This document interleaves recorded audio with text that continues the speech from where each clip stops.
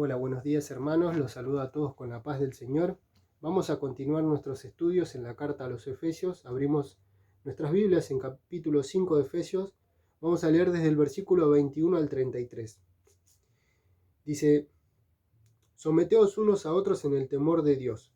Las casadas estén sujetas a sus propios maridos como al Señor, porque el marido es cabeza de la mujer, así como Cristo es cabeza de la iglesia, la cual es su cuerpo, y Él es su Salvador. Así que como la iglesia está sujeta a Cristo, así también las casadas lo estén a sus maridos en todo. Maridos, amad a vuestras mujeres, así como Cristo amó a la iglesia y se entregó a sí mismo por ella, para santificarla, habiéndola purificado en el lavamiento del agua por la palabra, a fin de presentársela a sí mismo una iglesia gloriosa, que no tuviese mancha, ni arruga, ni cosa semejante, sino que fuese santa y sin mancha.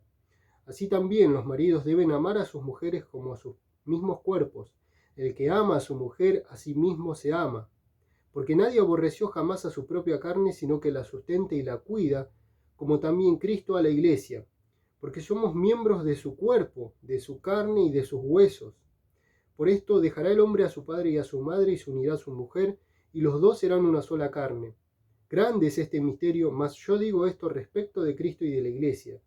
Por lo demás, cada uno de vosotros ame también a su mujer como a sí mismo, y la mujer respete a su marido. Muy bien, y llegamos hasta esta parte, ¿no? Venimos viendo ya en la carta de Efesios todo lo que, cuál es el carácter del nuevo hombre, ¿no? La nueva criatura, la nueva creación de Dios, ¿no? La nueva humanidad. Esta nueva persona que luego que nacemos para Cristo comienza a crecer en nosotros y a formarse, decimos, la persona de Cristo, ¿no? Y venimos viendo ya desde el capítulo 4 todo lo que es el andar cristiano, todo cómo es el comportamiento de un verdadero hijo de Dios. Y llegamos hasta este punto, ¿no? En donde comenzamos con este tema, un tema que es hermoso y que a mí me encanta, porque hablamos de la familia, ¿no? Comenzamos a hablar de la familia, en principio del matrimonio, y luego vamos a continuar con los padres y los hijos. Pero comenzamos hablando de este tema particular y qué importante que es para nosotros, porque cuando pensamos en que realmente podamos vivir la plenitud de Cristo en esta vida, qué más elemental que justamente la familia, ¿no? Y que en nuestro hogar sea ese lugar en donde nosotros, cada uno de nosotros, queramos estar, en donde disfrutemos, en donde reine la paz, en donde Cristo sea el centro. Y cuando pensamos en la familia y que realmente podamos vivir esa plenitud de Cristo en esta vida, ¿no? Qué más elemental que la familia, entonces. Ahora, y para que podamos vivir de esta manera, ¿no? Debemos basarnos en la palabra de Dios. No existe otra forma posible de que podamos tener todo esto que acá vamos a meternos en este tema, si no le damos el lugar al Señor. Si en realidad no nos basamos en la palabra de Dios como aquello que sea nuestra guía, para que entonces el Señor produzca todo lo que vamos a ver ahora a continuación. Y a lo largo de la Biblia, el tema de la familia es un tema que es muy importante, ¿no? Es un tema que ocupa un lugar siempre central, ¿no? Es muy importante para Dios. De hecho, es algo tan especial y tan bueno para Dios, esto de la familia, que es utilizada como una de las imágenes que el Señor toma para representar a la iglesia. Cuando hablamos de la familia de Dios, toma esta imagen, ¿no? De la familia para decir, esto es lo que Dios creó. Cuando Pablo recibe esta revelación de lo que es este misterio, ¿no? Que es la iglesia, una de las imágenes que, como vimos, ¿no? En el capítulo 2, cuando estudiamos, que decía que los gentiles no se sentían como pueblo, estaban ajenos a todas las promesas del pueblo judío, ¿no? Pero dice en el versículo 19, ya no son extranjeros ni advenedizos, sino que ahora son conciudadanos y miembros de la familia de Dios. Utiliza esta imagen, ¿no? Y vemos a lo largo de toda la palabra cantidades de ejemplos en donde esto de lo que es el amor familiar, ¿no? Digamos como un ejemplo de lo que es la iglesia, justamente, ¿no? Por ejemplo, cuando vimos en Romanos capítulo 12, habla de ámense con amor fraternal, ¿no? El amor fraternal es el amor de hermanos. Es decir, esta imagen la utiliza siempre como algo muy bueno para representar a la iglesia. Y tenemos cantidades, ¿no? Yo anoté algunos ejemplos, pero no los vamos a mencionar todos, ¿no? Los puritanos daban un valor y un cuidado a la familia y a lo que es la instrucción de la palabra en la familia, que ellos eran reconocidos, ¿no? Cada familia como una pequeña iglesia, ¿no? Y se decía de ellos, realmente es un ejemplo espectacular el de los puritanos, ¿no? Y lo vamos a citar un poco más adelante cuando hablemos de los padres y los hijos y la enseñanza, ¿no? Porque ellos, bueno, eran uno de los destacados en lo que era el culto familiar, ¿no? Por eso esto de la familia como una pequeña iglesia, ¿no? Y obviamente son dos cosas totalmente relacionadas, porque la iglesia está formada por familias, ¿no? Y por supuesto, para que podamos hablar de una iglesia sana, es básico que hablemos de familias sanas. Hoy puntualmente vamos a hablar del matrimonio, y nos surge una pregunta, ¿no? ¿De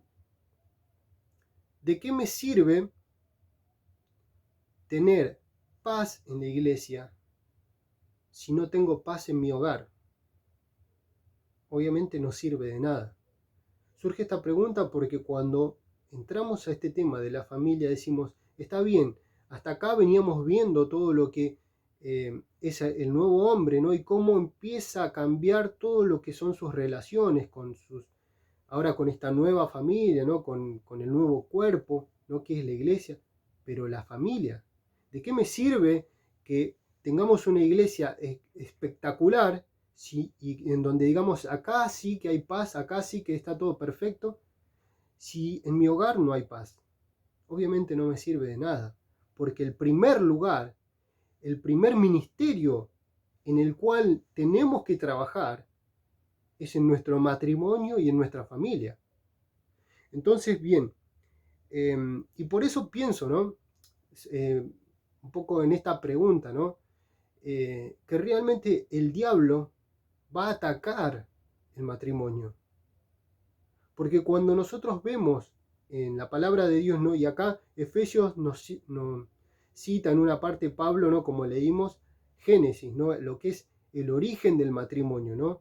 Y obviamente a mí en varias ocasiones me remitía a Génesis, ¿no? Y estuve leyendo un poco Génesis y la verdad que cuando vemos esto, que es la creación de Dios, el matrimonio como algo extremadamente bueno, digo, ¿cómo no el diablo no lo va a atacar?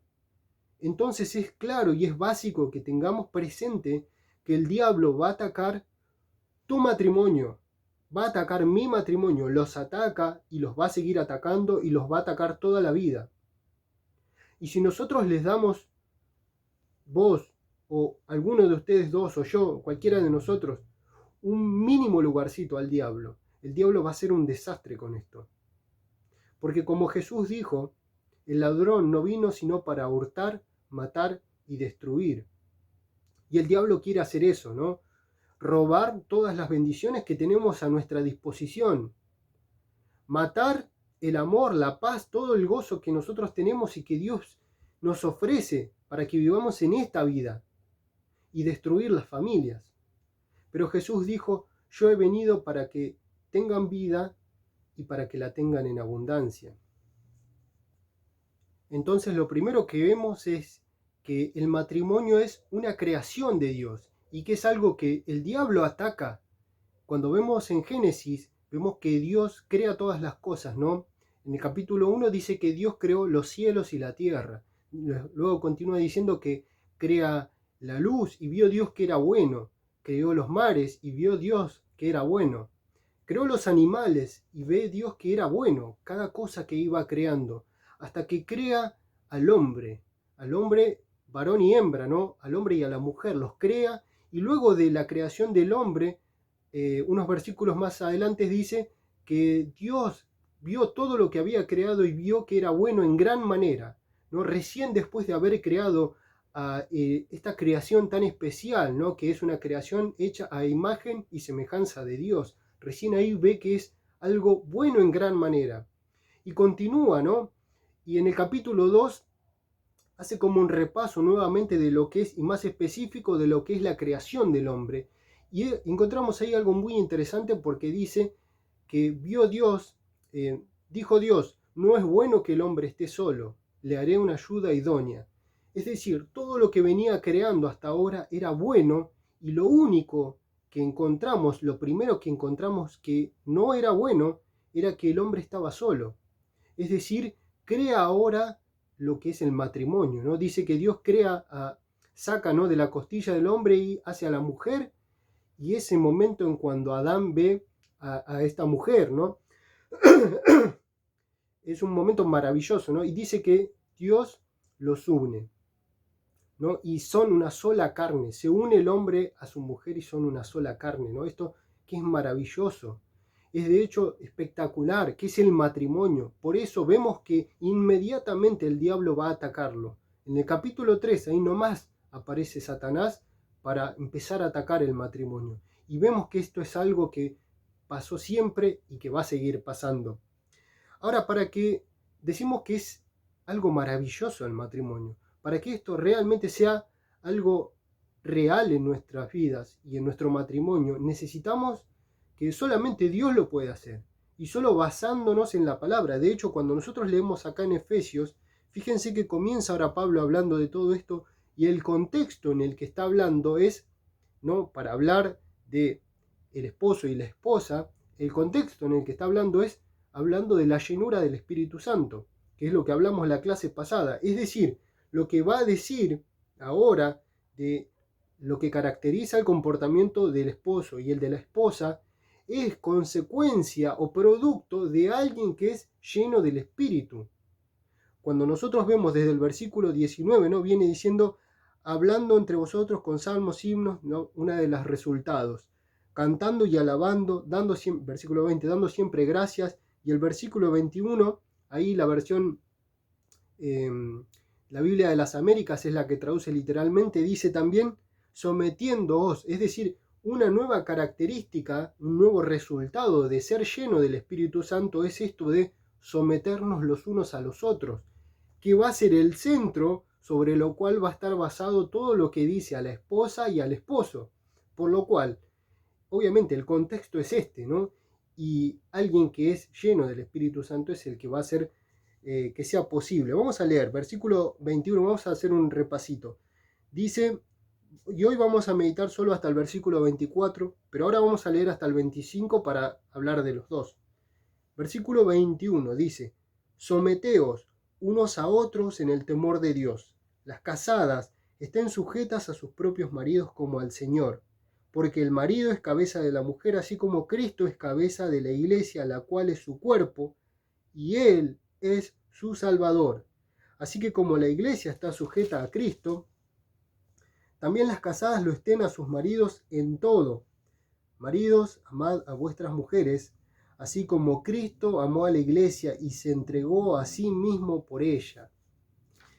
Entonces, yo la verdad que estuve meditando mucho en estos versículos, en todos estos versículos, y la verdad que creo que obviamente meditando en esto, ¿no?, no queda lugar ni para el machismo ni para el feminismo, porque ambos de estos, la forma de ver al sexo opuesto, ¿no?, es como justamente un adversario.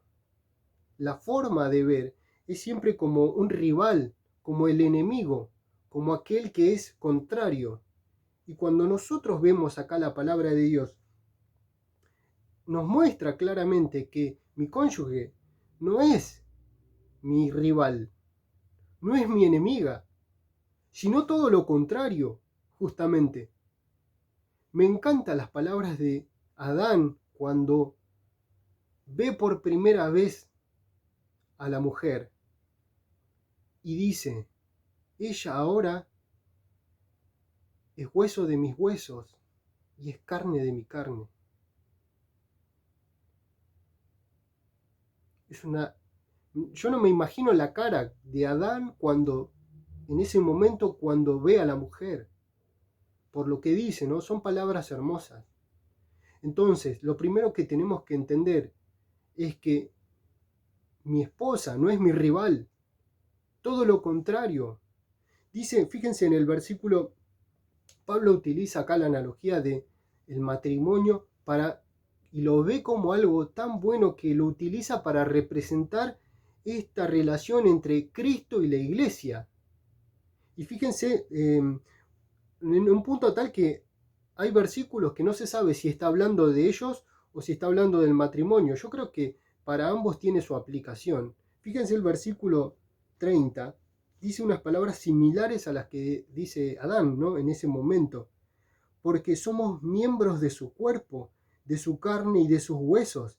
Y allí en el versículo 31, Pablo cita Génesis 2:24, ¿no? Que dice, por esto dejará el hombre a su padre y a su madre y se unirá a su mujer y los dos serán una sola carne. Ahora, pensando en esto y meditando, quiero hacerte una pregunta. Y quiero que pienses una respuesta. Y es, ¿cómo ves a tu esposa? ¿Y vos cómo ves a tu esposo? ¿Como un rival? ¿O como alguien que es tu propia carne? Mi esposa no es mi rival. Tu esposa no es tu rival. Tu esposo no es tu rival. Entonces, dejemos de lastimarnos. Dejemos de pelearnos. Fíjense, el versículo 21 dice, sométanse los unos a los otros en el temor de Dios. Si nosotros preguntáramos cuál es el problema, si preguntáramos a cada uno, ¿no?, de los integrantes de un matrimonio, ¿cuál es el problema en tu matrimonio? Lo que generalmente se contesta es porque el otro, y allí comienza una lista de defectos. Y lo cierto es que todos tenemos virtudes y defectos. El tema es que siempre vemos los del otro, ¿no? Eso es lo natural en la naturaleza caída, ¿no? Lo obvio, lo que siempre sucede. Es muy fácil ver los defectos del otro, pero es casi imposible ver los propios, los míos. Y acá lo que la palabra nos dice es justamente el versículo 21, sométanse los unos a los otros. El mayor problema en tu matrimonio no son los defectos de tu cónyuge, sino son tus propios pecados y mis propios pecados. Y especialmente creo que esto es algo para los hombres, ¿no? Así que anotémoslo, muchachos. El mayor problema de nuestro matrimonio no son los defectos de mi esposa, sino son mis propios pecados. Entonces, como dice acá, ¿no? Humíllense los unos, sométanse los unos a los otros en el temor de Dios. Humillémonos delante de Dios. Arrepintámonos de nuestros pecados. Pidámosle perdón a Dios y pidámosle perdón a nuestras esposas, para que entonces esta gracia pueda transformar nuestras vidas y nuestros corazones.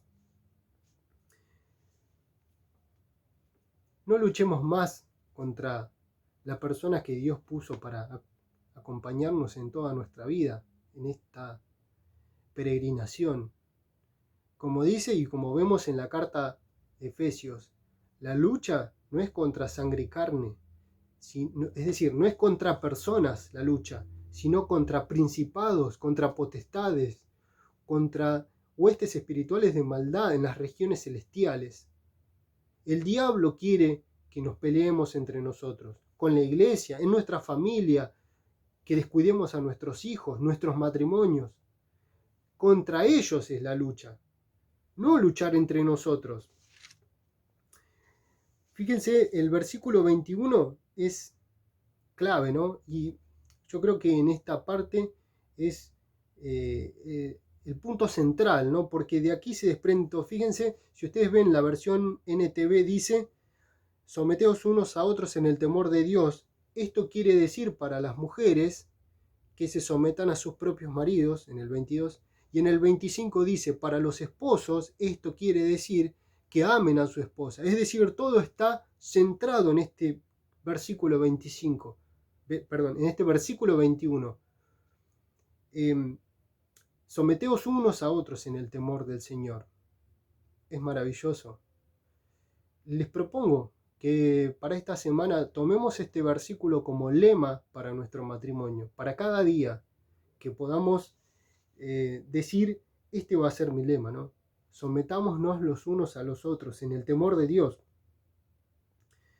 Ahora, para que tengamos un matrimonio como la palabra de Dios nos dice, ¿no? Como Dios quiere y espera de cada uno de nosotros, no depende de mi capacidad, no depende de mi inteligencia, no depende de la psicología que podamos incluir a nuestro matrimonio, no depende de la plata que tengamos, de los recursos, de si tenemos casa, si tenemos coche, si tenemos yate, si tenemos lo que sea, no depende de nada de estas cosas, sino de que en nosotros sea formada la persona de Cristo. Porque fíjense lo que dice el versículo 22 en adelante, ¿no?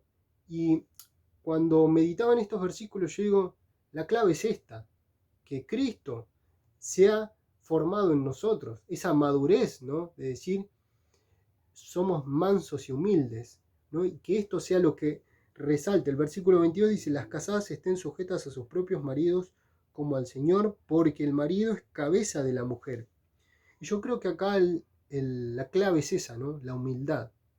Pero no pensando tanto en el sentido de lo que le pide a la mujer, sino principalmente, obviamente que en el caso de la mujer no es necesaria la humildad, pero en el caso del hombre especialmente, la necesidad de que seamos humildes como Cristo.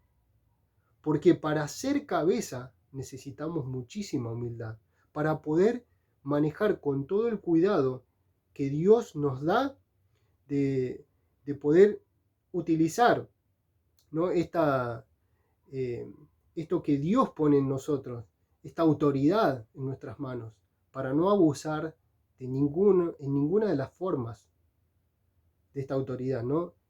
Ni abusando de los niños, de las esposas, en ninguna forma, ni aprovechando ni sacando provecho de la menor manera, sino con todo cuidado y con un corazón totalmente humilde, saber ejercer esta responsabilidad.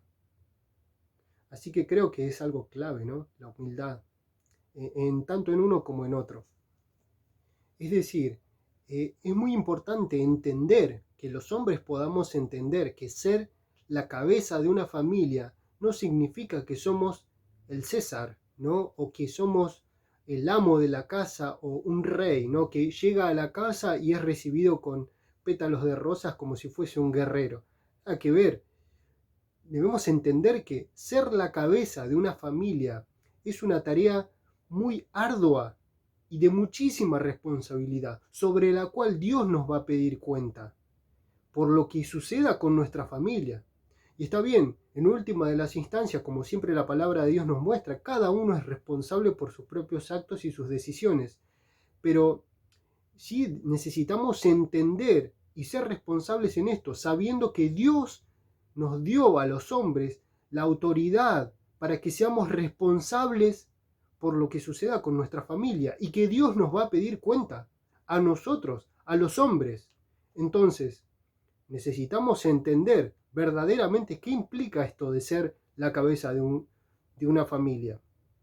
Yo estaba meditando en esto como dice el versículo 22, ¿no? Las casadas estén sujetas, ¿no? Y lo primero que pensé es, ustedes habrán visto toda la época esa del Titanic, ¿no? Donde estaba el caballero, la dama, y cuando caminaba, ¿no? El hombre como que ponía el brazo para que la mujer pudiese sujetarse, agarrarse del hombre, ¿no? Las mujeres usaban unas vestimentas así, con unos vestidos muy complicados para caminar, ¿no? Y es como que de alguna manera esa imagen, ¿no? Me vino de el hombre como llevando de alguna forma a la mujer para que ella no se caiga, ¿no? Es como que esté sujeta del hombre, ¿no? Y creo que es una imagen que tranquilamente de alguna forma representa un poco esto de aquel que va conduciendo, llevando y cuidando, ¿no? Es decir, cuando pensamos eh, en esto, ¿no? De que la mujer esté sujeta a su marido, ¿no? Obviamente en nuestro tiempo, hoy, todo lo que escuchamos es algo que va totalmente en contra a esto, ¿no? El empoderamiento es algo que pasa por encima todos los principios bíblicos, ¿no? Porque acá la palabra es muy clara y es algo que para que podamos tener un matrimonio como Dios manda, ¿no? Debemos llevarlo a cabo. Estar sujetas entonces para la mujer, estar sujeta en sumisión a su marido, es aceptar que en última de las instancias la autoridad es del hombre, que obviamente tiene opinión, que obviamente tiene voz, voto, que opina y que habla, ¿no? Pero que en última de las instancias la autoridad y la responsabilidad sobre la cual el hombre va a rendir cuenta recae sobre él, ¿no? Es decir, y la autoridad Dios la da al hombre y le va a pedir cuenta. Así haga las cosas bien, así se equivoque, quien va a rendir cuenta es el hombre. Y es verdad, yo creo que muchas veces el hombre, y especialmente en este tiempo, no cumple bien con el rol de ser la cabeza de la familia, por lo cual eso de alguna forma es como que lleva a la mujer a ocupar un lugar que no le corresponde, un lugar por el cual cuando lo ocupa, después va a traer consecuencias para ella misma.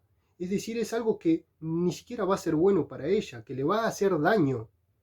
Pero, ¿por qué? Porque el hombre no se hace cargo de su lugar, del lugar que le corresponde. Entonces está el hueco y entonces la mujer tiene que ocupar ese lugar. Sin embargo, yo creo que la palabra de Dios es muy certera, ¿no? Siempre da en el clavo, porque yo meditaba en esto que le pide a la esposa y también lo que le pide al esposo, y creo que son las grandes debilidades, ¿no?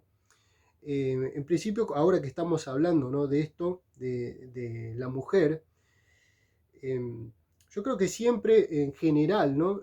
Es como una tentación sobre la cual la mujer va a estar ahí, ¿no? Como algo latente. El tratar de tomar las riendas de la situación, ¿no? Y de manejar las cosas.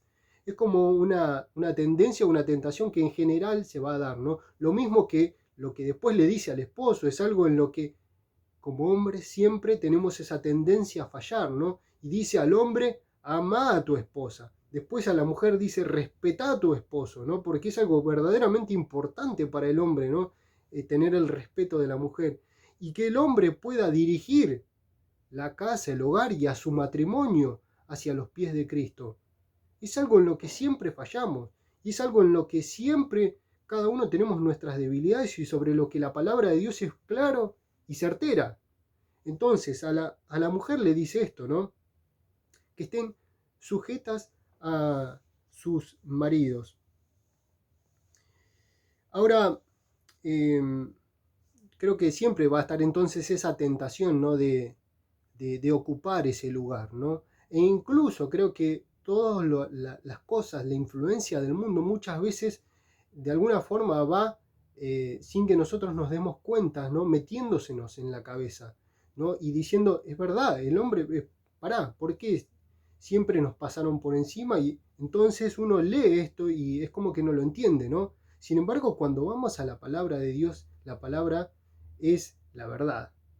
Entonces necesitamos primeramente limpiarnos de todas estas influencias que recibimos del mundo, ¿no? Para entonces decir, es verdad, yo muchas veces, como bueno, una mujer, ¿no? Como una esposa, muchas veces sin darse cuenta va a querer como competir por un liderazgo, ¿no? Y entonces tal vez hasta pueda querer cumplir con la palabra de Dios y decir, está bien, me voy a sujetar, está bien, la decisión la tenés vos, pero lo hace a regañadiente, ¿no? Nancy me compartía hace un tiempo algo que Nancy DeMoss hablaba respecto a este tema y decía que es una actitud del corazón, el estado de sujeción, ¿no? De estar sujeta en sumisión a el esposo es una bendición para la mujer, pero decía eso tiene que ser un estado que nace del corazón. Si lo hace a regañadientes, entonces dice, va a estar siempre como con esa verdadera competencia de liderazgo diciendo, está bien, vos tomaste la decisión y mira, te equivocaste, ¿sabes qué?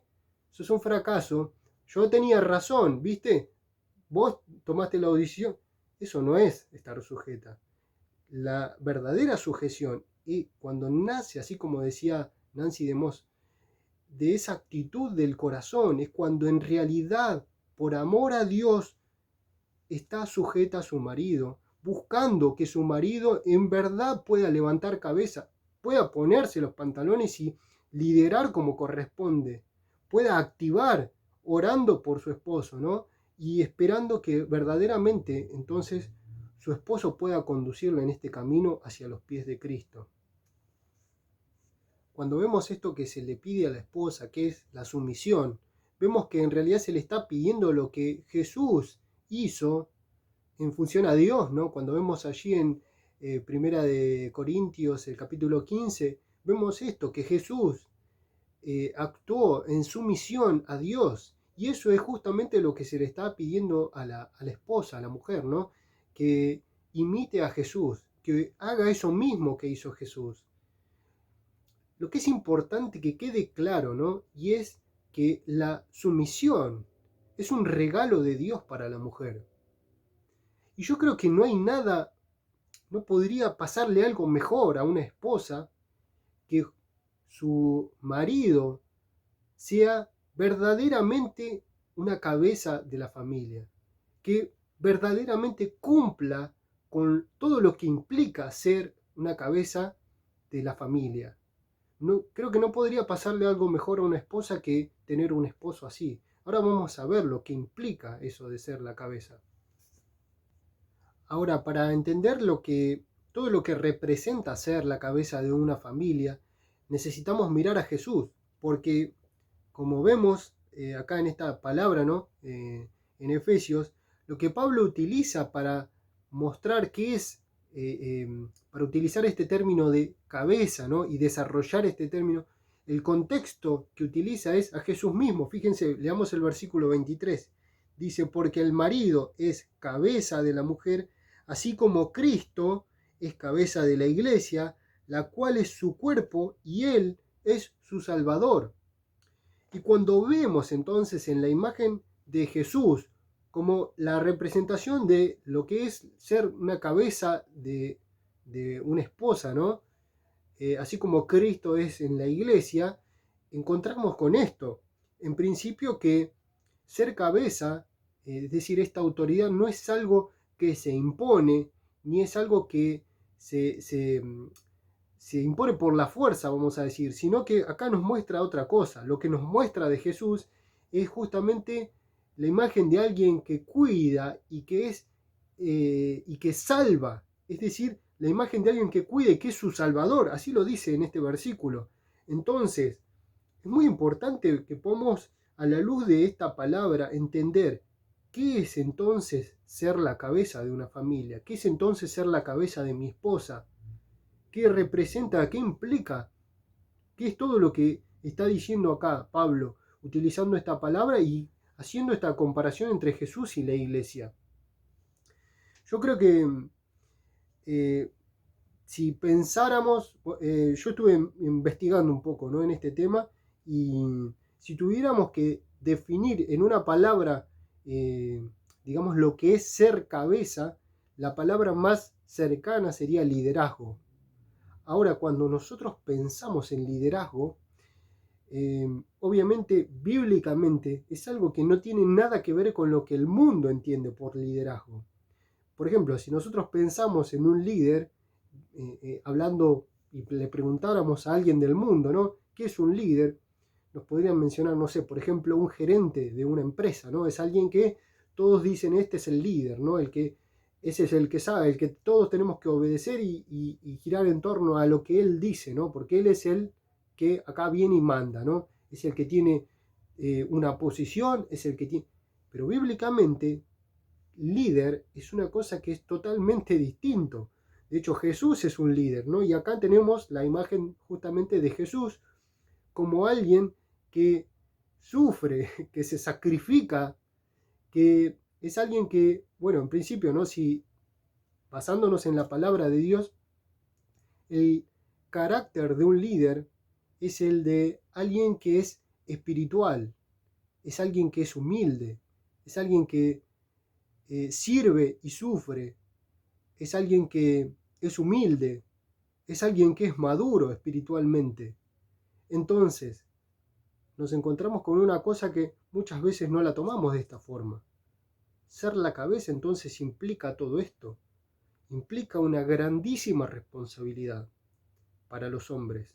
Y es algo que es realmente muy desafiante y sobre lo cual creo que hoy nos encontramos en un tiempo en donde no se ve mucho esto.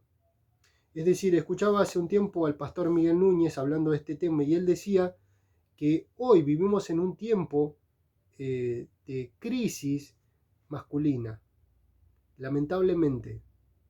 Y aprovechando, ¿no?, para hablar de este tema, quería promocionar también porque con los hermanos con Saúl estamos organizando talleres para hombres, ¿no?, en donde vamos a abordar todos estos temas y ver la importancia de lo que en realidad Dios espera de un hombre, toda la responsabilidad que es delegada de Dios hacia el hombre. Y aprovecho, ¿no? Estos talleres los va a dar el pastor Alejandro Pelufo. Inviten a todos los hombres cristianos que conozcan, ¿no? Porque es realmente algo muy importante y sobre lo cual hay bastantes vacíos, ¿no? Bastantes huecos en esta área, en el conocimiento de todo lo que implica, ¿no? El lema del taller es el desafío de ser hombre. Así que bueno, aprovecho para hacer publicidad en esto, pero verdaderamente creo que es algo muy importante porque vivimos en este contexto de crisis masculina, en donde el hombre, lamentablemente, por no cumplir con lo que Dios espera de él, por ser irresponsable, por no comprometerse, lamentablemente y vergonzosamente, lleva a que las mujeres tengan que ocupar un lugar que no le corresponde, un lugar que después les va a hacer daño. Y es una vergüenza que el hombre no se haga cargo de esto, porque el hombre va a tener que rendir cuenta frente a Dios por cómo fue responsable con este tema. Es muy importante que los hombres podamos entender que nuestra tarea no es ir a trabajar y traer la plata y ya está, y llegamos a casa y ahora atendeme. No tiene nada que ver con eso, de hecho es una de las cosas menos importantes que tenemos como obligación. Como hombres es muy importante que entendamos que nuestra principal responsabilidad y nuestra principal tarea es que podamos llevar a nuestras esposas y a nuestros hijos a los pies de Cristo y que todos juntos como familia podamos darle gloria a Dios. Es muy importante, hombres, que podamos entender que nuestra es la autoridad dada por Dios y que esa autoridad Dios nos va a pedir cuenta por lo que hace nuestra esposa, por lo que hacen nuestros hijos. Es muy importante que entendamos esto. Cuando vemos a Adán y Eva comió del fruto, Dios le dijo a Adán, es tu culpa. Dios fue a hablar con Adán cuando Eva comió del fruto y luego él comió. Dios fue a hablar con Adán y le dijo, maldita será la tierra por tu culpa, no por Eva, ni siquiera la mencionó, por la tuya, te dice.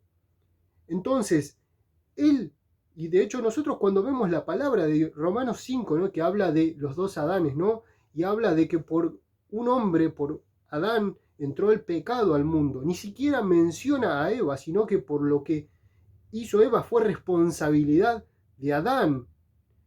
Asimismo, por otro, un hombre, ¿no?, tenemos la redención por Cristo, ¿no? Ahí se menciona en Romanos 5 los dos Adanes, ¿no? Entonces es importante que podamos entender que lo que haga mi esposa no es que yo no tengo nada que ver, no es que está bien, sí, obviamente que cada uno va a rendir cuenta, pero Dios nos dio a nosotros como hombres esa autoridad para que seamos responsables con esto. Cuando vemos el relato de Adán y Eva, allí en Génesis capítulo 3, vemos que Eva hace se pone a hablar con Satanás, con la serpiente, ¿no? Y tiene una larga charla. Y es muy interesante, ¿no? Cuando leemos el relato, decimos, ¿dónde estaba Adán? ¿Qué estaba haciendo Adán? Porque no se lo menciona. Sin embargo, cuando come, dice, hirió a su esposo. Es decir, estaba ahí, estaba al lado. Entonces, durante toda la charla, en toda esa larga conversación, en donde la serpiente está engañando a su esposa, ¿qué hizo Adán? No hizo nada. No fue responsable. No dijo nada. No se metió. No desmintió esa mentira que estaban haciendo a su esposa. Estaban engañando a su esposa en la cara y él no dijo nada. Porque él sabía lo que Dios había dicho y no dijo nada. Y yo creo que esto es uno de los grandes problemas de los hombres hoy, ¿no? Que muchas veces, al igual que Adán, permanecen en silencio, no opinan. Es como que yo no tengo nada que ver en esto, es lo que ella está haciendo. Pero Dios le dijo, por tu culpa, maldita será toda la tierra. Entonces, muchachos, no tenemos nada que ver. Fíjense que continúa el relato y dice que Eva come del fruto y después le da y come a Adán, y Adán comió del fruto también sin decir nada. Nunca habló, comió, pecó en silencio, sin decir una sola palabra. Ahora, ¿por qué Adán tuvo este comportamiento, no? Yo creo que es uno de los grandes pecados, ¿no? Sobre los cuales, como hombres, todos tenemos esta tendencia a fallar.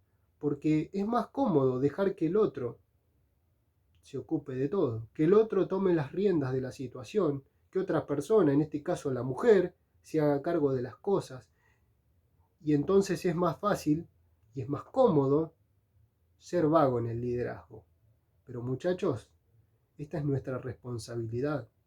Dios nos dio la autoridad para que nosotros después tengamos que rendir cuenta y seamos responsables por esto que Dios nos encomendó. Para el hombre es muy difícil hablar, porque el hombre tiene miedo a preguntar, porque tiene miedo a la respuesta muchas veces.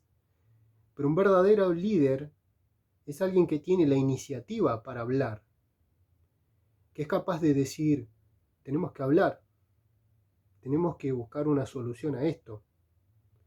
Así que muchachos, seamos hombres de verdad.